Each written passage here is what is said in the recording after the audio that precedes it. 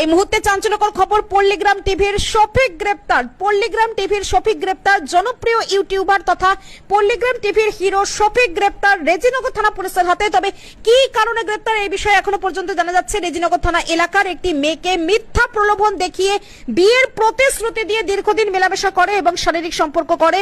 পরবর্তীতে ইউনিটি তার বাড়ির লোকজনকে জানালে তার পরিবারের লোকজন তার সঙ্গে যোগাযোগ করতে চাইলে শফিক কোনো রকমের যোগাযোগ করেনি। ফলে তার নামে ধর্ষণের মামলা করা হয় এবং তার ভিত্তিতে গতকাল রাত্রে তাকে তাহিরপুরের একটি হোটেল থেকে গ্রেপ্তার করে রেজিনগর থানা পুলিশ। এই বিষয়ে কি বলছেন ওই নাবালিকার বাবা শোনাবো কলকাতা সংবাদ টিভির পর্দায়। কে কি কারণে আসছে? আসে বললে তোমাকে আমি বিয়ে করবো।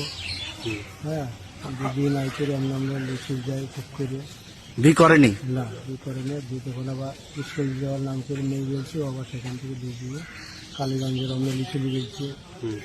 দিয়ে বলছে যে আমি বিয়ে করবো, খারাপ লাগে চলে যাচ্ছে।